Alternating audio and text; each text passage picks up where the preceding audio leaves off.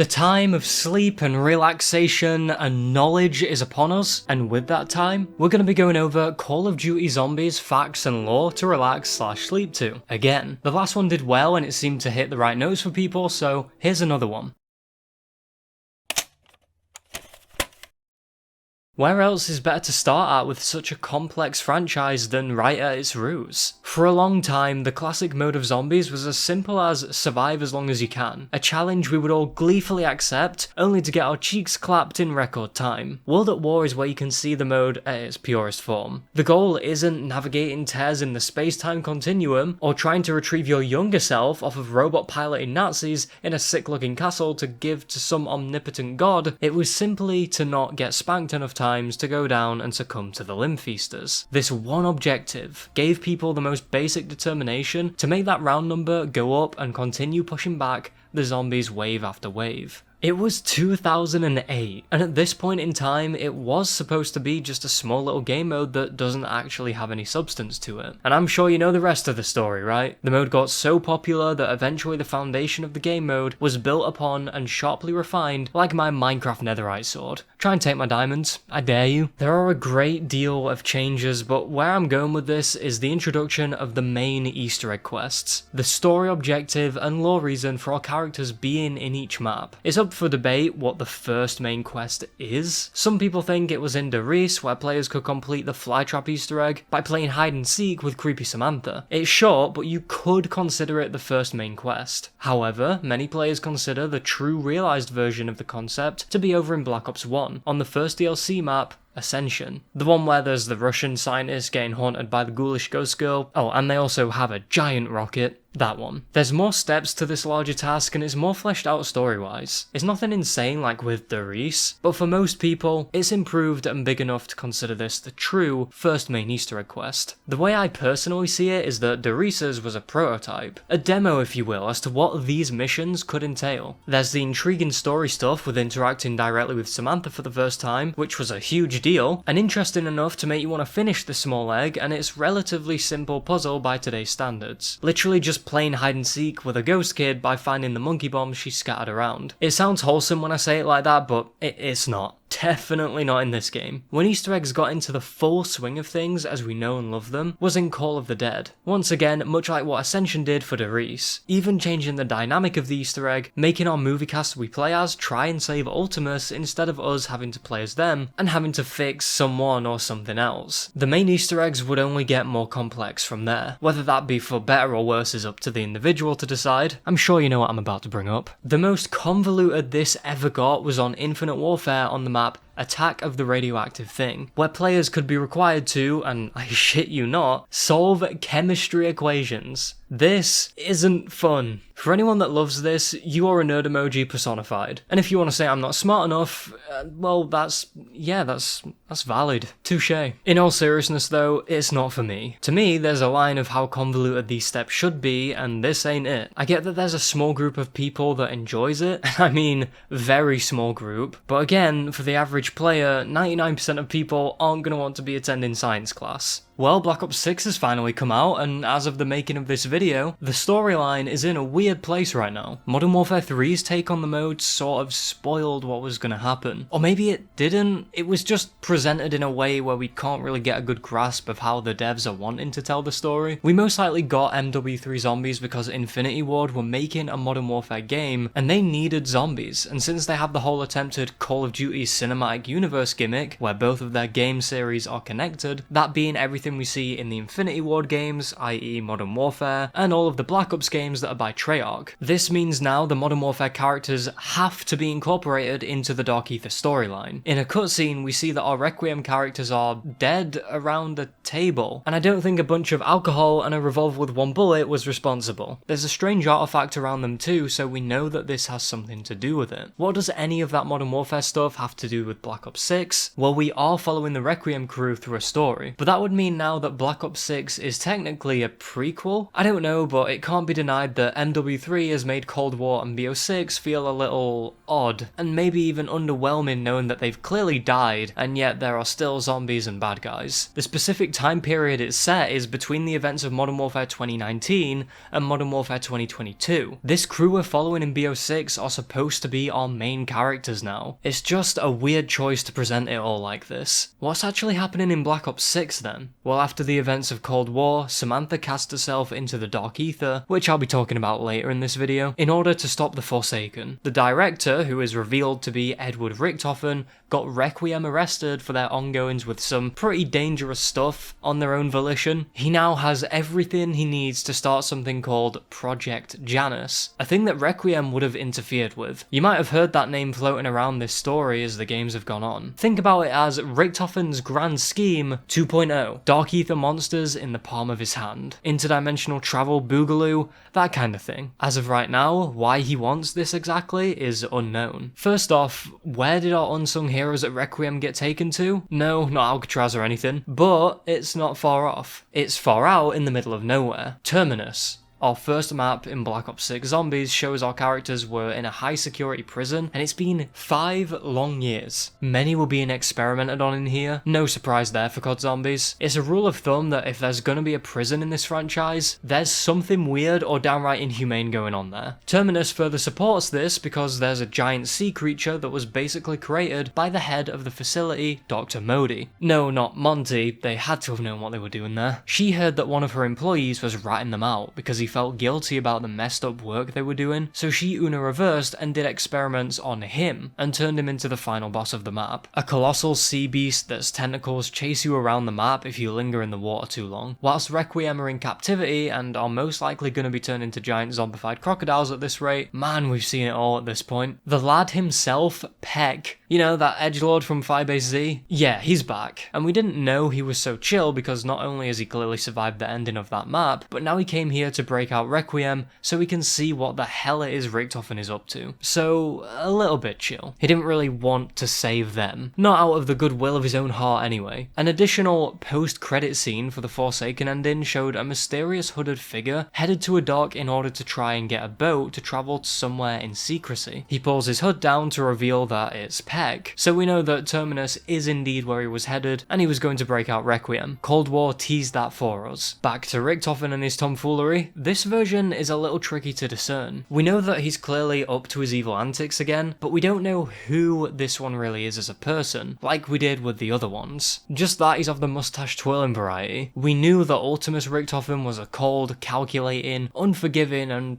sussy guy. The younger version was someone plagued with regret and terrified of death, trying to act like his comrades aren't all that meaningful to him, but secretly bending the rules of the universe and double-crossing higher powers just to save said comrades. The Dark Aether version is a mystery right now, and I hope we can find out by the end of this game, because if any character in Zombies needs a backstory and fleshing out more in general, I would say Richtofen and Samantha are priority here. Fleshing those two out in Black Ops 3 was a good idea, but in the Dark Aether story, Samantha and Richtofen, give us more. Black Ops Cold War gave us basically nothing about the guy. In fact, it wasn't revealed the director was even him until the very last moment of the Forsaken cutscene when he executes the COD version of Order 66. Weaver, Carver, Gray, and Strauss are saved, and Peck just had to get his bragging rights in there saying that it was his plan to bail them out. The smuggler that got him there in the first place is a girl named Maya, who came here on the island and did that job for Peck so that they could, in turn, locate and rescue her brother. Peck explains that they have the mysterious director as a common enemy, and they should kill him for stealing his life's work. Although I think we know the most important reason is because we need to free Samantha, and he wants to keep her trapped in the dark abyss. The goal for the map is to restore the power, save Maya's brother, and dox Richtofen so we can find him. The plan succeeds with some slight hiccups. Maya's brother was tested on and turned into an amalgam, and she had to put him down. Dr. Modi got eaten, that's actually great news. And then we had to fight Patient 13, the blistering yucky sea monster I mentioned earlier. As for Liberty Falls, the other launch map in Black Ops 6 Zombies, we start out seeing Richtofen in an autumn-washed meadow, surrounded by the lush trees of West Virginia. He's with his wife and kid, as he's casually eating cherries and acting like he hasn't just kept a girl trapped inside of a hellscape. He goes to get a sweater for his wife from the Richtofen-mobile, and as he's on his way, the world gets darker. The gentle breeze is now a harsher, even colder one. He turns around to see his family playing catch in a cradle of flames, and reaches out for them as we see a grotesque image image flash of them severely burned by the flames, almost looking zombified. That's when the German man shoots up from his bed and realizes the whole Dark Aether story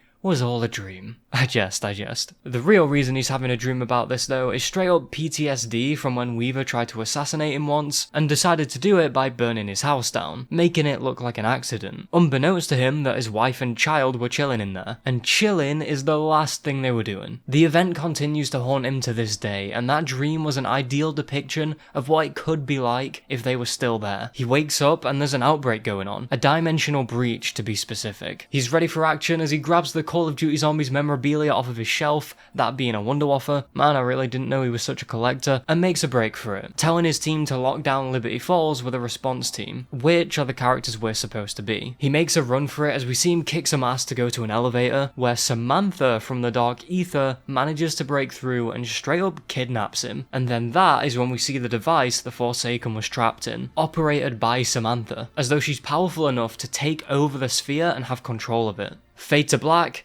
It's time to liberty some balls. The thing is, you're not getting anywhere near Richtofen's location if you're going to be chased by hordes of zombies and you don't have perks. Without them, you're most likely not going to survive. However, I didn't want to talk about just perks, I wanted to talk about custom perks. At this point, custom zombies maps are such a staple of this mode, and a huge reason why Black Ops 3 in particular still has such life in it. Besides it being such a banger game anyway, they added more replayability, fun what-if stories, and new, sometimes Treyarch level atmospheres and design. The extra step that these talented map makers whipped up were custom perks, being designed to fit the classic 50s beverage marketing aesthetic, and some of these could fit into the game like a glove. I'm gonna list a few as I think they're interesting and shows off some of the creativity of the zombies community, so strap in. Burly Brew. Points for the name here, love that. For the burliest of beefcakes. Its abilities basically are like Popeye gulping a keg's worth of spinach juice. It allows the drinker to run faster and longer and flinch less when taking damage. If this is sounding familiar to those of you keen on your zombies knowledge, this may remind you of that scrapped perk from Ascension, Tough Brew. This shares the same name, having brew at the end, and the former part of the name relating to being strong in some way. Tough Brew, Burly Brew, you get the idea. Tough Brew was supposed to be a hybrid between PhD and Stamina Up, but it never happened. The zombies Icebergs I made cover this one and other lost perks. Burly Brew is a pretty nice boost to the player's overall fortitude, which makes this a solid pick. The second one I wanted to talk about is a highly regarded one amongst most custom map enjoyers, Fighter's Fizz. There's no sugarcoating this one, it's OP as hell. Do you not have quick revive on solo, or have your mates left you because you were greedy with points and spent them all on the box, got the wonder weapon and are now being left for dead? Well, Fighter's Fizz will rectify that and make it so you can pick yourself up. When you go down, you can use your actual weapon instead of an MR6 or something, like you're usually given, and if you can get a kill with that before you bleed out, you'll be revived and keep all of your perks. And it only costs 500 more points than a Bowie knife. 3,500 points is all it takes for a mostly consequence-free down. Whilst I love this perk, it's a bit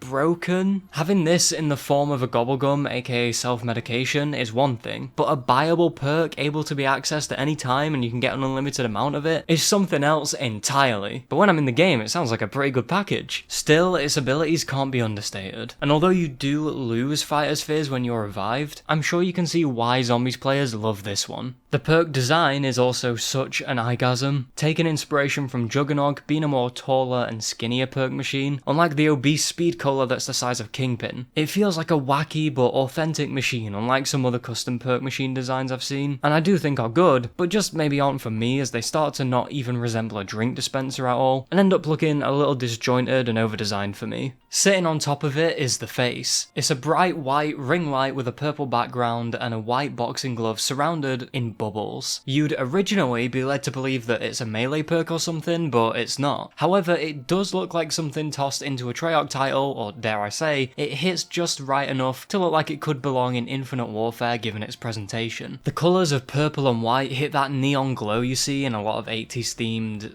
everything. They loved their lights. And so if it was switched from beverage dispensers to diabetes dispensers, then yeah, I think Infinity Ward made this or something. Up next, Fuse Booze. As I'm sure you've picked up on, Fuse Booze grants the consumer a hard buff to their explosive damage by 30%, which is a number not to scoff at. Not only that, but it takes monkey bombs even longer to detonate, meaning it's going to allow more time for the undead to gather around like a tin of sardines, and you have more time to revive your down teammates. Unless you suck at the game, in which case your friends can revive you. I feel like explosive builds aren't catered to enough in zombies. I mean, I get that we have PhD, or sometimes we don't, depending on the game, but I don't know, something like PhD and double tap fused together to make Fuse Booze is genuinely a great idea. I don't think it needs to be in the base game by any means, but I could see a L4 Siege, Mustang and Sally, Semtex and Monkey Bomb build going hard with this perk active. It probably wouldn't even be the best build, but god damn it, let us have our powerful explosive fun. Don't expect to ever see a crawler again though after drinking Fuse Booze.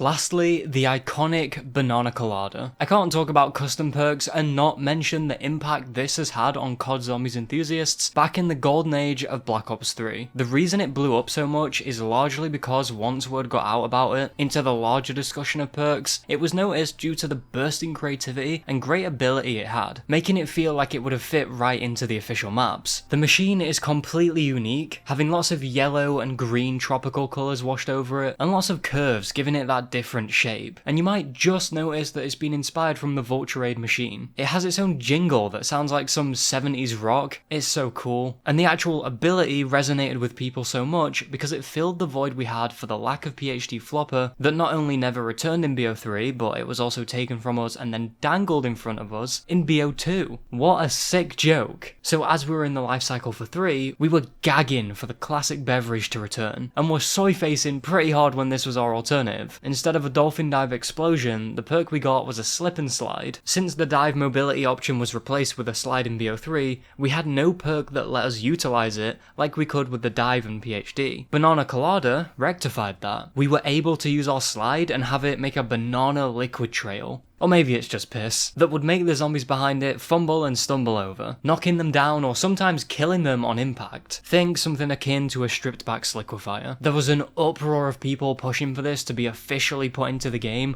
or acknowledged in some way, but to no one's surprise, it was never added in. But it should be noted that there was a gobblegum later added in DLC 3 called Slaughter Slide that had a similar looking logo, both this and Banana having a stickman doing a slide-in/slipping animation. The gobblegum allowed the user to create explosions behind them upon sliding for a set amount of times. It clearly looked and functioned as though inspired from the perk, and seemed to be Treyarch giving a subtle wink at the beloved community drink, but no one can say for sure. Some of the best and most memorable elements of Zombies can be traced back to the map's atmosphere. It's a huge part of what makes Zombies, and more specifically each map, stand out and feel unique when held up against each other. It's something I've talked about to great length, probably more than anyone on YouTube has about this when it comes to COD Zombies in the Horrors of series I have. I'm not plugging them, you just think I am. Treyarch put some serious time and graft into the development in order to get their message across, and give the players just the right feelings. And it's done so well that every time you look at a map, you can instantly tell the vibe it's trying to give off. Example, Nakdorn Toten is a location that's a decrepit airfield. It carries around with it a thick mist, which is easy enough to be lost in, populated with the undead, their glowing eyes like embers through smoke, all only lit up by the giant moon's radiant light and sapped of colour all around. It spells out the end times perfectly. Take Gorod Krovi. It's full of dragons and skyfire, with it all merging into an unsettling grey from all the smoke clogging the air. The map is 90% debris, I swear, as there is so much detail put towards things being destroyed, chipped and broken. Trenches, a dead dragon with a giant hole in it, and even more fire is all you have to navigate this city of blood. It oozes rage and destruction from merely glancing at most of the map, and you know the map does its job well in the surroundings giving off that impression, because the theme of it is about unleashing pain in a fiery fury. That's exactly what Nikolai 1.0 does. Drowns his sorrows of his dead wife, and ensures that he expresses his pain by inflicting it on others. Dead of the Night, once again emits such a dreary aura that even though I'm not a fan of the map, it makes me want to jump in and see what's going on and all the cool stuff to find or run away from. It's a classic macabre mansion that has spooky ghosts and ghouls in situation, something you'd expect to see the mystery machine pull up to. There's darkness outside the map, surrounded by an even darker forest, with this mansion of luxury being your safest and most obvious bet for survival. Royal and regal on the outside, haunted and hellish on the inside. It kinda has the same vibe as those thriller whodunit films, where a bunch of people attend a fancy ball or evening meal, only to realise there's something more going on than just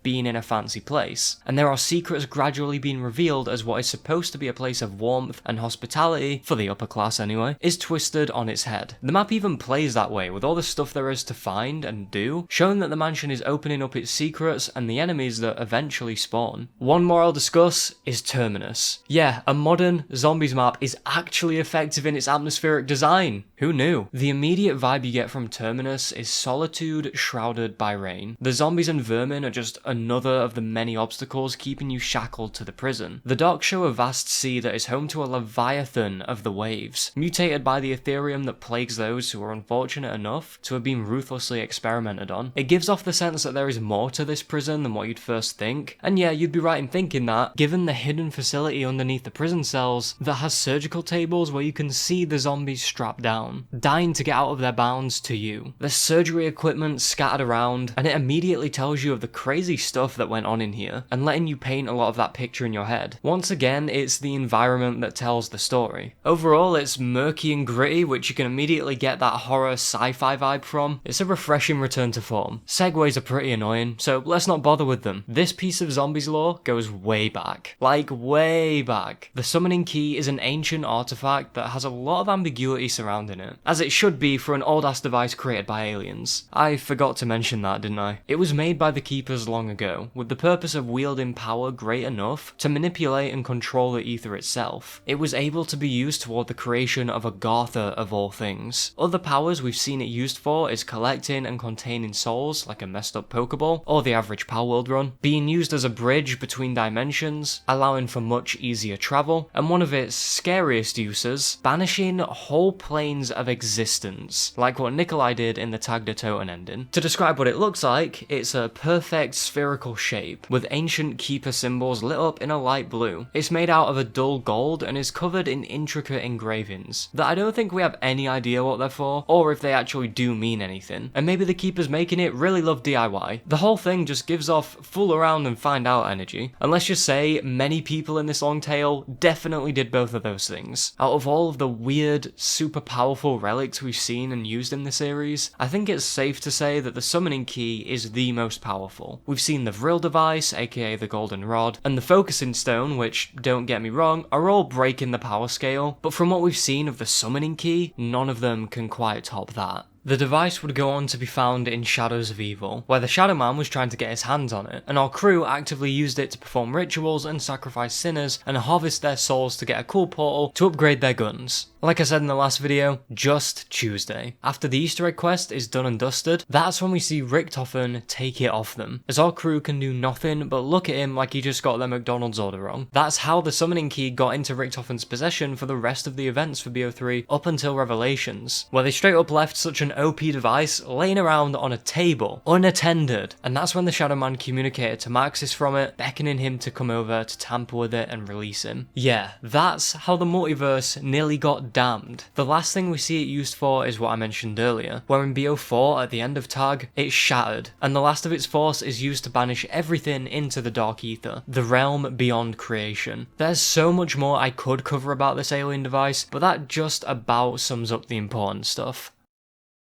I mentioned the Shadow Man earlier and the Dark Aether. We thought he was gone after the events of Shadows of Evil, where he got trapped inside the summoning key, but he did end up getting out of it in Revelations, and then got defeated and banished to the Dark Aether. You know, the very realm where we've actually dipped our toes into during the events of Cold War and Modern Warfare 3 Zombies. Requiem and Samantha have even managed to find stuff from the old timeline in there, and use it to their advantage with extensive research. And if that's the case, then is he still alive? This goes for more than just that shady bastard. remastered. To think of everything else that went with it, all of the locations we've played in, all of the wonder weapons, and Victus, the transit crew themselves, maybe even Dr. Monty. It contains so much that it's going to be hard to tell who or what is in there, if they've even survived or how deep in this cold dark realm they are. That's not even mentioning the potentially thousands of elder gods that are out there too, looking like something straight out of Bloodborne. We've seen them in Revelations before, those giant bug-like monsters that are colossal in size and aggressive in temperament, dark shell-like armor, beady eyes and rows of teeth. Those are just one type of elder god. There are more, many more out there in the dark ether. That's kinda wild. We've only ever seen a few of them during the events we've played through, but there are most likely enough of these to create a whole compendium of them. I'm not sure if this would count as an elder god, but we do see what I can only call ether jellies floating around in D Machine. Imagine a large,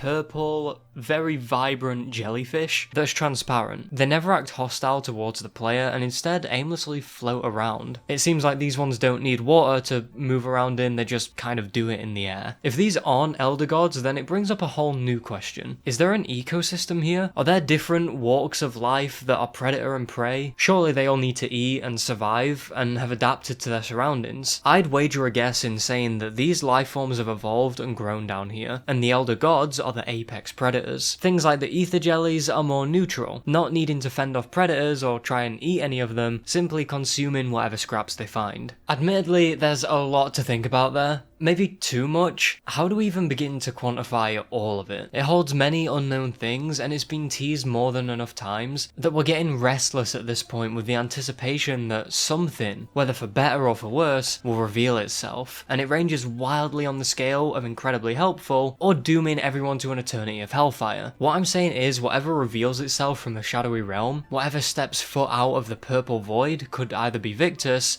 a group of familiar and experienced survivors coming to our aid, making for a wholesome reunion, or a godlike entity such as the Shadow Man or Dr. Monty, masterful manipulators and harbingers of chaos. In the Modern Warfare 3 Zombies ending cutscene, we see Ava Jensen get pulled into the twisted place by a silhouette that looks jarringly similar to the Shadow Man. Inside the mirror of her room, which I'm guessing was acting as a portal to there, we see an obscured figure covered head to toe in pure darkness, looking to have a waistcoat on and an iconic fedora. Although it looked a little flatter than the Shadow Man in BO3, it's close enough, and it would be weird if COD Zombies was going to have two gloomy, dripped out old dudes. Monty's different enough, but having two villains that similar would feel a bit silly. We'll see how that statement aged as the rest of the DLC for BO6 comes out. So I think the Shadow Man very much is alive and back to his old ways. This part specifically of the video is more of a time will tell scenario, as a few Black Ops 6 DLCs down the line could reveal that it isn't him. But like, come on, it's gotta be.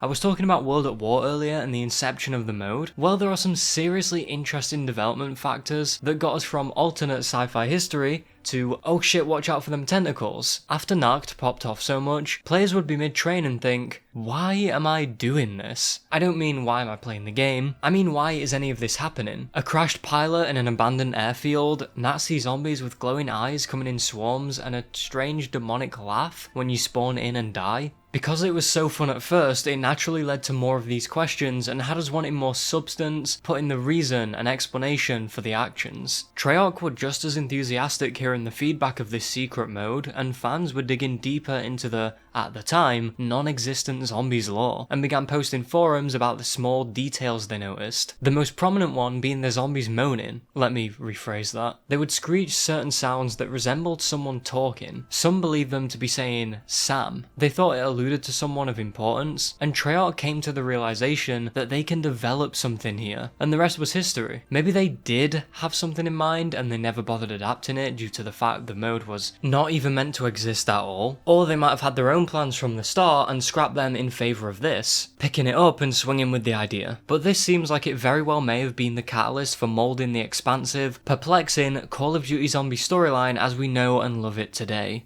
That's when they started building up their characters and more specifically, their setting. It was a sci-fi horror theme, which was steadily and effectively built upon, moving up to the rugged. Going full sicko mode with the scares and not showing any signs of stopping that way of storytelling, all the way up to the very end of Black Ops 1 Zombies on the controversial map, Moon. Don't listen to the Moon, I love you. Then Black Ops 2 came around and something changed. It wasn't huge, in fact Transit still kept the appearance of sci-fi horror, but instead it was under the wider context of an apocalyptic Fallout scenario, a world ravaged by zombies. Then the first DLC, Die Rise, was released. This changed things. It got noticeably more magical. It was the introduction of a larger cycle our characters are directly involved in, which sounds weird to say that the concept was not introduced, because we did see a smaller scale cycle in Shangri-La with Brock and Gary that felt more sci-fi related, but in 2 it was expanded upon and thrown into the larger storyline, taking on a more cosmic scale. A nutty German guy is playing God by defying space and time to keep Victus alive so they can complete their task no matter how many attempts it takes. I don't think this happens on every map they're in, but it's an interesting presentation choice. Not because of some device that does it, but instead powers far beyond our understanding. We saw this again with Mob of the Dead one map later, and it made things even more funky, given the implication that our cast of crooks were trapped in a freaking pocket dimension controlled by a higher power that wanted their souls. Origins rounded off Black Ops 2 and took us by storm, as there was a certain chain of events that had to be set in motion. Yes, that was a COD Zombies reference in a COD Zombies video, how meta of me, where we had to free Samantha from Agartha and send the flying Maxis brain up towards a blue portal that would send him to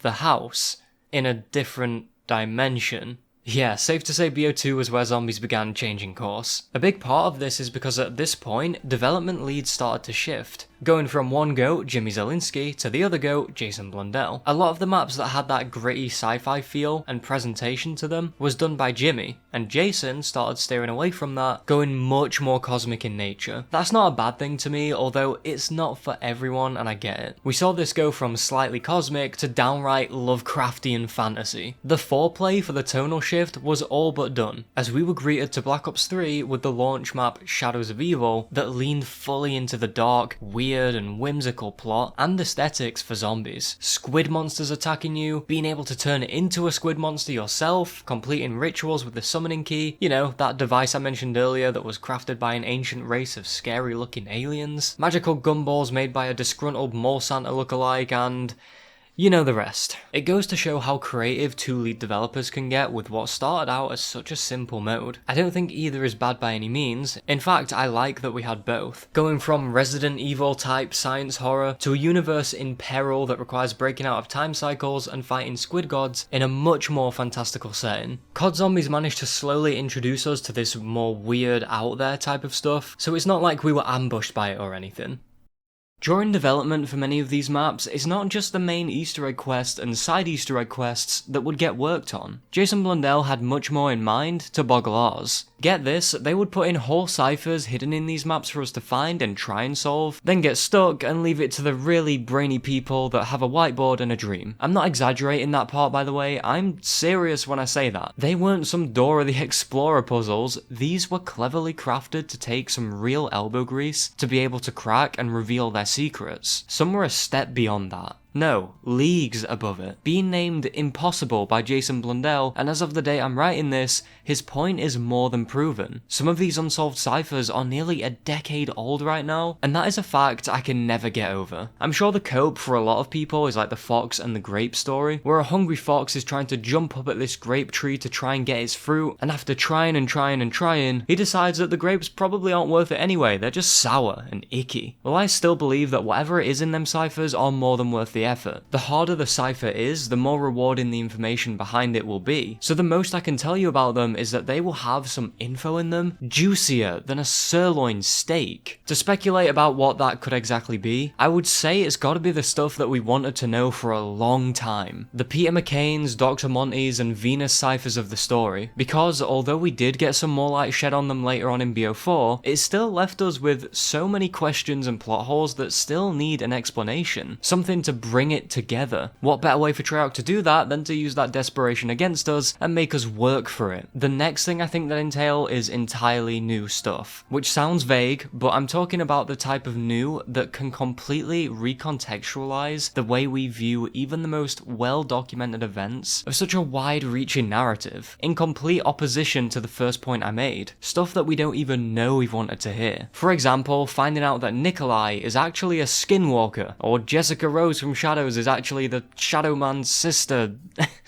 I don't know, something crazy. I'll let your dreams come up with the twists. There's been a debate about these I see constantly whenever I do research on the topic of the secret messages, where some people are adamant that the Wall of Mystery is solely meant to be just that. A wall of mystery. Odd strings of integers and letters that were made to never be solved, giving away such crazy intel that it's kept under a strict lock and key, constructed to be unable to be deciphered, literally impossible to the very definition of the word. By doing that, the mystery would be kept alive and would always have people chasing their tails trying to crack this, whilst the devs can smirk at them knowing they've made a lifelong gaming mystery and managed to pull off one of the most infamous trolls yet. I can believe this, but I lean more towards the other side of the coin, the explanation that whilst they are solvable, it's just more unlikely than the Elder Scrolls 6 actually coming out. It would take either a genius or an extremely dedicated and hardworking individual to figure it out. So all someone like me can do is sit back and wait for someone to crack these, or maybe Jason Blundell will send out signals to our brains revealing the truth. Point is, I can never get over how fascinating these are, and these aren't just a handful, there's a lot of them that haven't been solved, and in fact, there are 10 that have been found in Revelations and are still not understood. There's some normal tier ciphers that have been solved and make no sense, implying that maybe another one, presumably an impossible cipher, will be able to add more context or flat out explain that seemingly odd riddle. I could go on all day about this, and if you heard me talk about the Rev ciphers in the Icebergs series, then you're probably thinking, oh great, Exceptional is going on another one of his unhinged rants again, so I'll spare your soul for the rest of the video so you can relax or sleep or both. But just know, whatever is behind them ciphers is probably a big enough lore banquet to feed the zombies community for years. Have you ever wondered how Richtofen and then later Nikolai knew so much about the ongoings of completely different dimensions, knew of the events that the rest of the group and even omnipotent beings like Dr. Monty never could have seen coming? Well, the answer to that is this magical, thick-ass book called the Kronorium. Man, have we seen this zombies book show up in a lot of places. An example being it can be seen in Der Eisendrache near the MPD when travelling back in time for the Easter egg, and present day it can be seen in the trophy room sitting at a desk. Another noteworthy appearance is in the Call of Duty Zombies comic series that follows Victus obtaining the kronorium that's found in an abandoned facility that was made by Maxis, with robot zombie cyborg guards that are protecting the place. Not much is even known about this location, or why the kronorium is actually even there, but it's through this chain of events that is how Edward Richtofen managed to get his hands on it somewhere between Zetsubo Noshima and Gorod Krovi. It was Zombie Richtofen's guidance in Samuel Stuhlinger's head that led the bus riding band to retrieve it, and then deliver it to Alcatraz to Primus Richtofen. He describes the book to the survivors as, and I quote, "Not merely a book, my friends. This book documents the vast and ever-changing histories and mysteries of the entirety of the universe." Then going on to say explains life and death. The endless cycle. I'll get more into that in a minute, but during this dialogue exchange with him and Misty, he ends up saying that in every reality he sees, he's died in every single one of them. He is literally doomed to die by the factors of causality unless he bends the rules and plans tirelessly to get that one golden outcome. Whilst this is obviously more of what I mentioned earlier about Richtofen desperately clinging to life to try and save him and his party, it's also very telling that he'll go to the lengths we've seen him go to just to get a hold of it again, setting up plans and then having backup plans for each if they are to fail. Don't get me wrong, we've seen him act like this a lot because he's just a smart guy. What makes this more eye-opening though is that we know a lot of his retrieval of the kronorium is for the sake of self-preservation, of a guy that's truly afraid. And not to mention, we see the process he has to go through of meeting other Richtofens and giving them blood vials so they don't fully die, in order to give the saving everything in existence thing a go. The kronorium kronorium, if I haven't made it obvious enough by now, is OP enough to be on this guy's list of priorities, and it's at this point where he then offered them a sanctuary in the cryopods under the prison in the secret lab. This ancient scripture possesses an unusually existential type of ability that in the wrong, or right, hands, could cause the matter of the universe itself to vanish, or evil can be banished and good can prosper. The kronorium shows the events of time from the very beginning of creation, the present and the future. It seems to have the zombies timeline that we read inside it, and the weirdest part is, it will change the pages depending on who is reading it, and also what changes have been made to history, such as in Blood of the Dead, because they went to Alcatraz prison late, they were subsequently trapped in there, and the kronorium changed its pages for Richthofen, spelling out his end. This book is a big reason why Richthofen had to do everything to perfection at just the right time, and knew of ancient events as though he was there, although admittedly he actually was for some of them. We see some interesting excerpts that are in the kronorium, giving away sacred information about the laws of the universe, and fundamental workings of the advanced lifeforms that go as deep as a hot tub streamer's bank account. Excerpt number 27101978, I told you this was a thick-ass book. The life force from the dead world allows the bearer to flow with all creation. Okay, cool. What does that mean though? Mean is what the developers were when they were throwing this into the lore, because it's worded very particularly. To me, this is a reference to the inner workings of Mob of the Dead's afterlife mode. When we go down in that map, our characters' spirits are free to roam around, and eventually put themselves back in their body. We can shoot lightning that has the ability to restore power to things, but that on its own would make you nothing more than a slightly cooler electrician. Add in the fact that this lightning can move somewhat living entities around at the flick of a fingertip and the zap of a spark. Given the fact that if you're in the afterlife state for too long, you can eventually fizzle out and die, further suggests that this is clearly supposed to be some state between life and death. Not fully brown bread, but not clicking your heels in the joys of life. This power life forms gain from the dead world have the abilities to power up anything, move around whoever you want via what we might as well call magic, and be able to resurrect yourself time after time. It's the life force from that liminal state that can be wielded to bend the laws of the world at your will. And if that's the case, this makes me love Mob even more, and I didn't think that was possible. Excerpt 349561223. You've been deceived again. This book is even bigger than I made out. The last excerpt was in the tens of millions, and now this is the hundreds of millions. The summoning key is one of the oldest artifacts in all of creation. It was used by the first one to mix all the dimensions with life, giving each one its unique balance. Under certain circumstances, it has the ability to form bridges between dimensions, allowing the transfer of life forces back and forth. It resides in the 63rd dimensions of creation. We've heard about the other stuff there with the summoning key being able to make a bridge between dimensions, but what I learned from this in particular was that it was used by someone called the first one, who we don't know about. I'm sure you can make a few guesses as to who it is. Maybe it's Monty, or just the first keeper to exist in general or something like that. I'm sure I don't need to say at this point, but it literally could be anyone. Also, the summoning key is not only powerful enough to fracture and banish universes to the dark ether, but it's also capable of mixing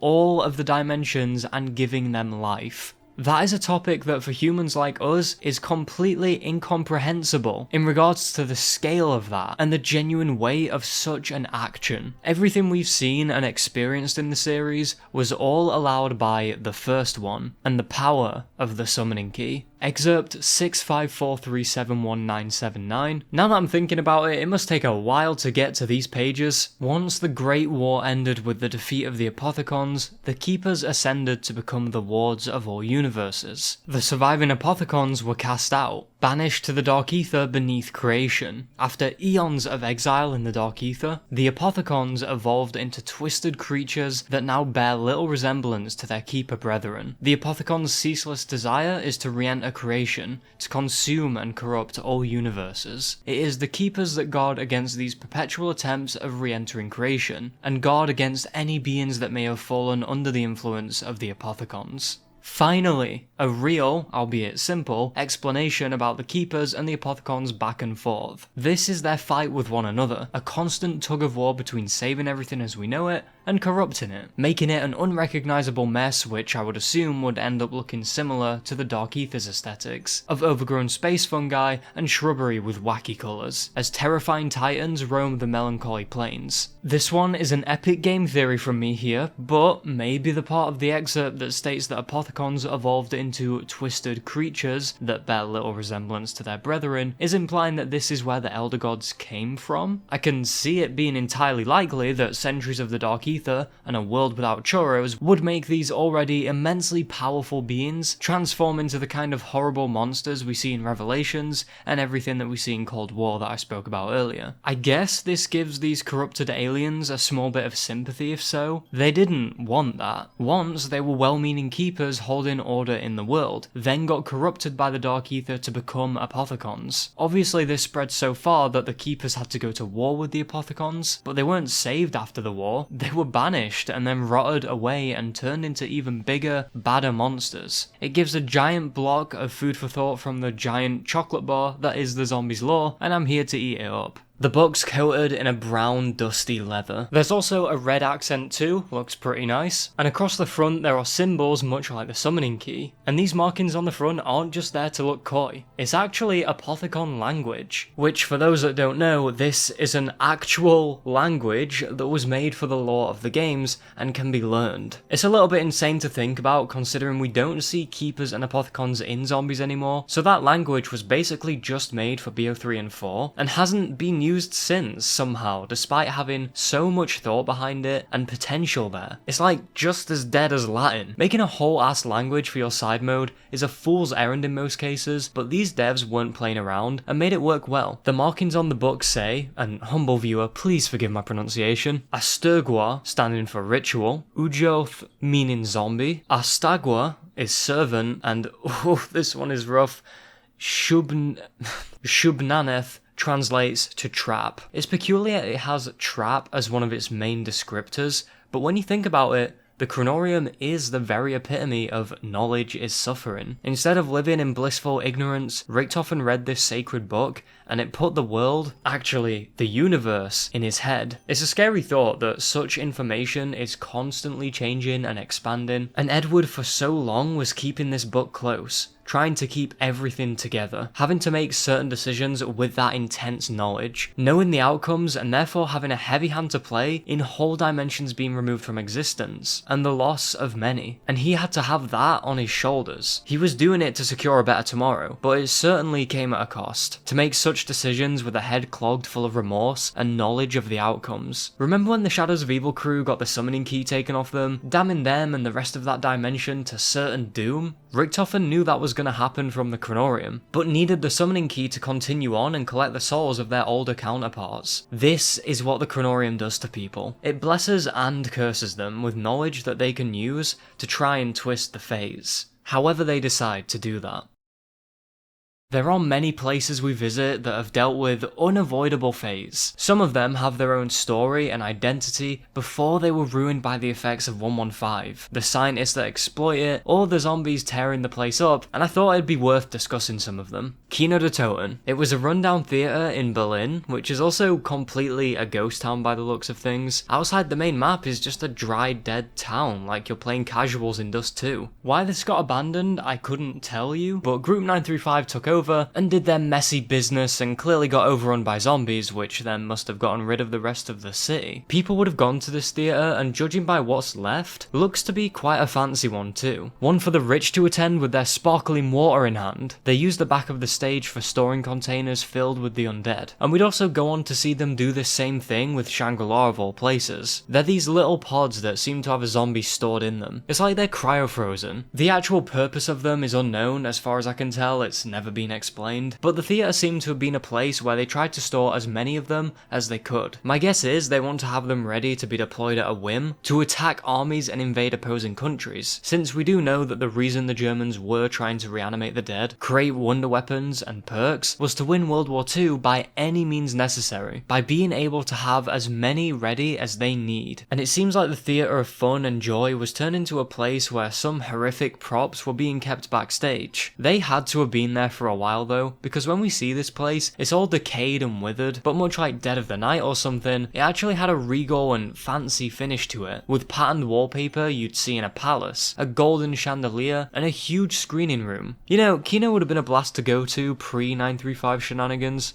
It looked unique. The place interestingly has some real life ties to the Central Park Theatre in Chicago. It was built all the way back in 1918, which is over 100 years ago, and still stands to this day. It has the exact type of architecture and layout for the most part like we see in this alternate reality. I can't describe the outside of the Kino building itself because we don't see it, but I can only imagine it's akin to its real life counterpart. Vol.2 used to be an insane asylum, as the name actually implies, translating to crazy from German, and like Kino, located in Berlin. Like the destroyed theatre, the asylum was also transformed into a Group 935 testing facility. This would exploit the mentally ill, as it was implied that they were used as test subjects for their sickening experiments. We've actually seen this map itself on multiplayer, as most zombies maps, especially back in the old zombies games, were campaign or multiplayer maps that were redesigned or expanded upon. It's haunted by ghosts of the victims of Group 935's heinous acts, and maybe some of those are even the cries of the patients before, as this place was an asylum in the 1940s, which was not good news for the patients in there, even before the twisted scientists came here. The inhabitants were treated as lesser people, and treatments like electroshock therapy were unfortunately used. Whilst work was continuing in here, American spy Peter McCain was sent in to gather intel on what exactly was going on in here. He was ambushed by Richthofen, who captured him and cut his arm off.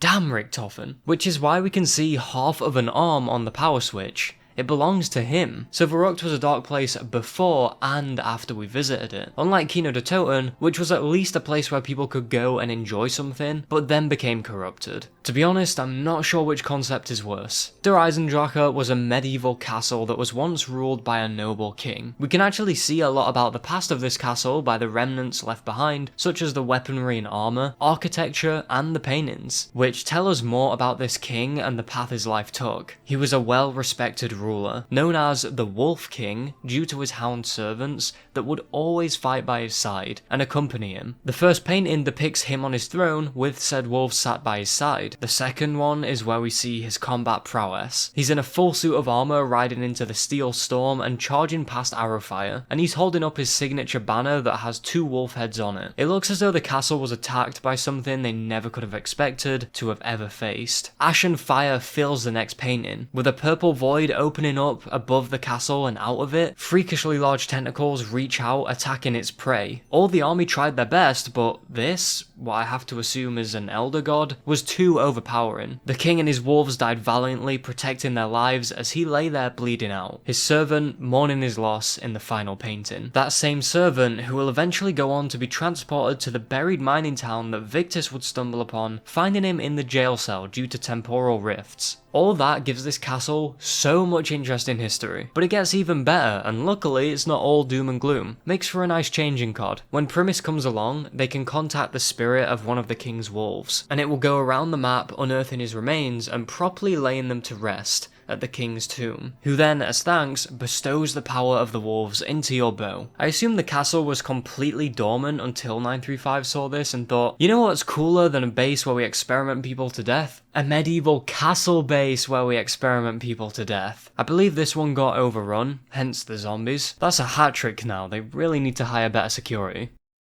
Okay, you know what? Let's end with some utterly useless side Easter eggs that simply embrace the profound absurdity. These are the little things that simply exist and add charm to these games and give us something funny, rewarding, or sometimes thrilling to do. A fun one is actually quite recent. In Black Ops 6 Zombies on Liberty Falls, if you find and shoot 5 pairs of bowling shoes around the map, you and your team will be transported to the bowling alley where you'll be met with the Blue Rabbit plush Mr. Peaks floating in front of you all. The zombies zombies will be boogieing their limbs off all around you as disco lights illuminate the room. Mr. Peaks will then summon a bowling ball for each of you, or just you if you're cripplingly lonely, and zombies will be running across the lanes as you have to try and charge up your ball and hit as many of them as you can in order to rack up as many points as possible. I love this so much because not only is it absurd, but it's a ton of fun, and depending on how high of a score you can get, you'll be rewarded with some juicy stuff. It reminds me a lot of the Plants vs Zombies minigame, where you had to use the walnuts as bowling balls and hit as many zombies as you could to rack up a high score. Does anyone remember that?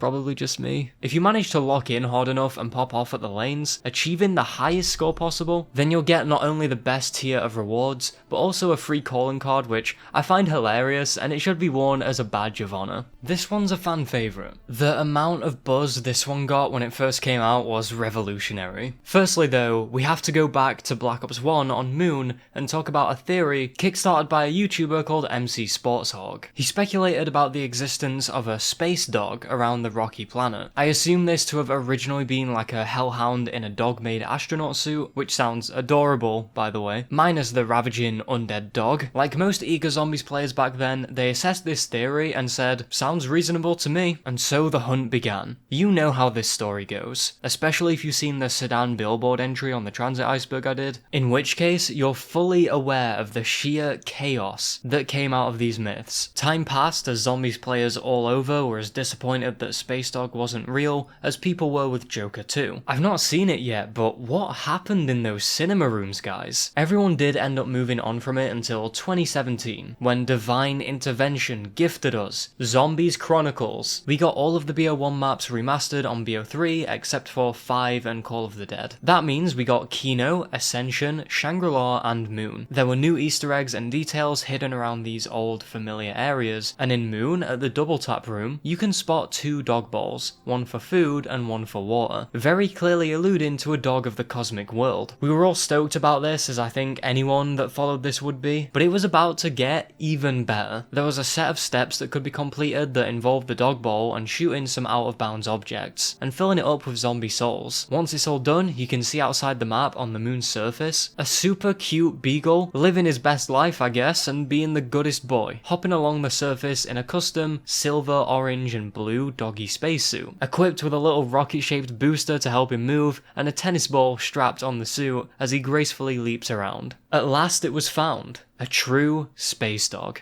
The next one is jarring and oddly horrifying. In Cold War, whilst in the Dark Aether, if you go to the medbay and shoot some buttons in the correct order, and then shoot another button nearby, a metal door will fly open as a giant, monstrous hand bursts out and begins swinging around trying to grab the zombies, before swiftly going back in. If it kills 15 zombies, then you get a free rarity upgrade on your weapon. I don't think it can be overstated enough how insane it must have been to have found such a secret. It would have been terrifying to discover this one due to the large skeletal claw of a hand. The fingers are long and slender, sharp on the eyes, and are also covered in blood and what looks to be leaves and vines. It's a real interesting Easter egg, as it's rewarding because it got my lore-infused self asking why it's there in the first place, how it got in here, and just how big it really is. A large hand coming out of a human-sized door is gonna raise an eyebrow. It looks to be the same hand as an elder god called the Order, and they can be seen in an Easter egg in the machine, where once hitting round 45, you'll see the intimidating silhouette of it roaming the woods, before going off screen. We also fought them in 5AC and Outbreak, and from what I can tell, the hands match up. But given how they're about the size of a tall pine tree, it brings into question how one has managed to get itself inside of this small room. Is it cooped up in there, all scrunched up, filling the whole room? Or considering we know that D-Machine was used for experiments, they very well could have stood it up in some kind of pit, I don't know. They do vary in size,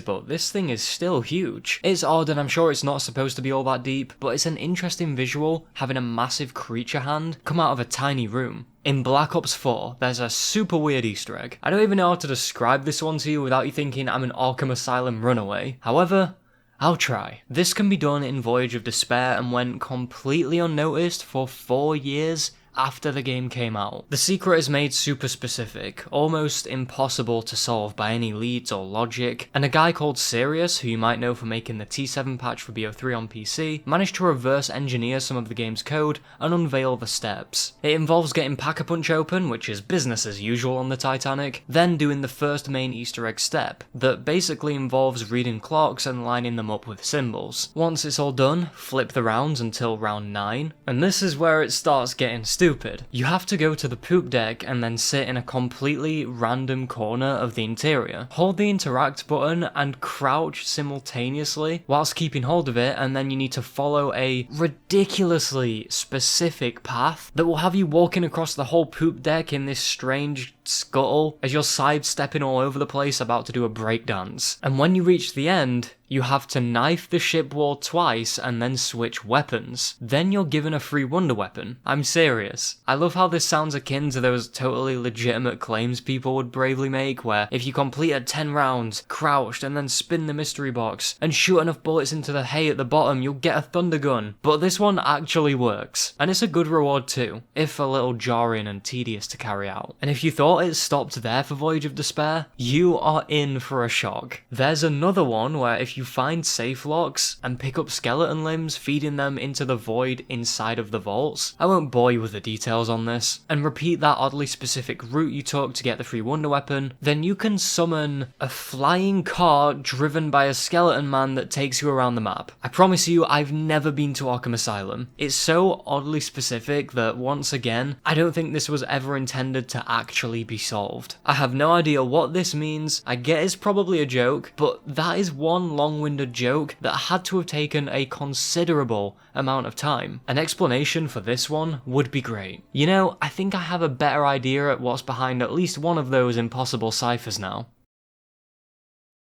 This wraps up the second COD Zombies lore and facts video, and I hope you enjoyed this just as much as the first one. And I'm guessing if this one pops off the same as the first one has, then this is gonna have to be a staple of the channel, which I'm more than happy to do because, like I've said before, these allow me to edit a bit less, but be able to put something out of value that you guys like. It just takes the load off whilst I'm working on some of these bigger videos, but be able to focus on the heavy hitters like the Icebergs, the horrors of, and whatever other game I cover next. I mean, last time I did Fallout, this time I'm thinking of Dying Light right now. Safe to say, I've got a lot of stuff planned, a lot of stuff I want to do, but I have to do all of it, so I really appreciate the patience. I hope you enjoyed the video, and it will tide you over until the Zombies Iceberg number 6, or whatever big project comes next, but it should be that. And I'm addressing this because a lot of people are salivating over the part 6 of the Iceberg series, and I'm basically just saying, don't worry, it's coming, you will be eating soon. I just have a lot of projects going on right now. At this point though, you're either asleep or insanely tired of my yapping right now. So anyways, I'm gonna leave this video here today. If you enjoyed, be sure to smash the like button, comment any facts or lore that you might want to see covered in the next part, subscribe to the channel if you aren't already, you won't regret it, and turn on the notification bell too to stay notified whenever I upload. Consider becoming an exceptional member today. Support like that goes a long way, and you can get some cool perks too. Thank you so much for watching, and I will see you